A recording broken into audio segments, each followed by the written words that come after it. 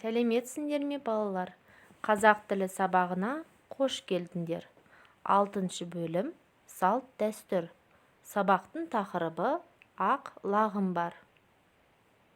Бүгінгі сабақтың мақсаты жаңа сөздермен танысу, тыңдаған оқыған мәтінді түсіну, сұрақтарға жауап беру, тәуелдік жалғауын сөйлем ішінде дұрыс қолдану. Ал енді жаңа сөздерге назар аударыңдар. Қора, загон для животных, лақ, козленок, шарбақ, огород, шөп, сено, секіреді, прыгает, ұйықтайды, спит. Балалар, жаңа сөздерді менімен бірге қайталаңдар.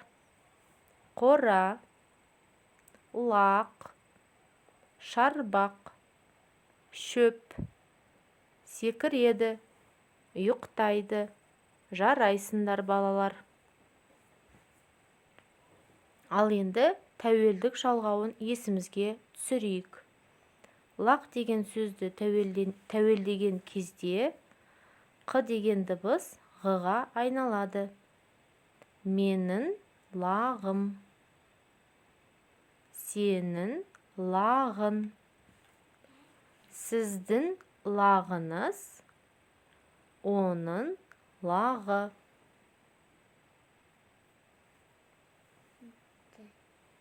Тыңда, қайтала, оқы. Атам ауылда тұрады. Мынау қора. Қорада кішкентай лақ бар. Лақ ақ. Лақ сүйкімді. Мен лақпен ойнаймын. Менің лағым әдемі. Лағым ойынды жақсы көреді. Балалар, мәтінді тағы да бір рет іштей оқып шығыңдар. Келесі тапсырма сұрақтарға жауап бер. Әлібектің атасы қайда тұрады? Әлібектің лағы қандай? Лақ қайда?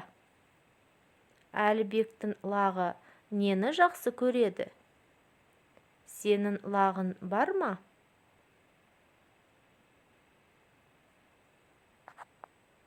Балалар, осы сұрақтарға ауызша жауап береміз. Келесі жазылым тапсырмасы. Көп нүктенің орнына тиісті қосымшаны жаз.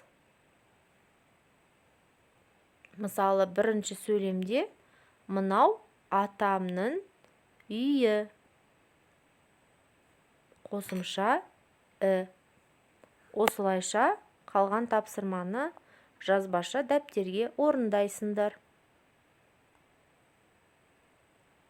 Келесі тапсырма. Суретті сөздермен сәйкестендір. Балалар, суретке қараңдаршы. Бұл жерде лақ не істеп жатыр?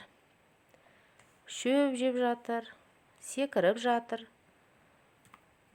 жатыр, сүт ішіп жатыр. Лақ тұрып тұр, және ұйықтап жатыр. Осы суреттерге қарап, сөздермен сәйкестендіресіңдер. Бүгінгі сабақтың рефлексиясы. Барлық тапсырма түсінікті болса, бірінші смайлды көрсетеміз. Толық түсінген жоқпын, екінші смайл. Және мүлдем түсінбедім, үшінші смайлды көрсетеміз. Сонымен сабағымыз аяқталды.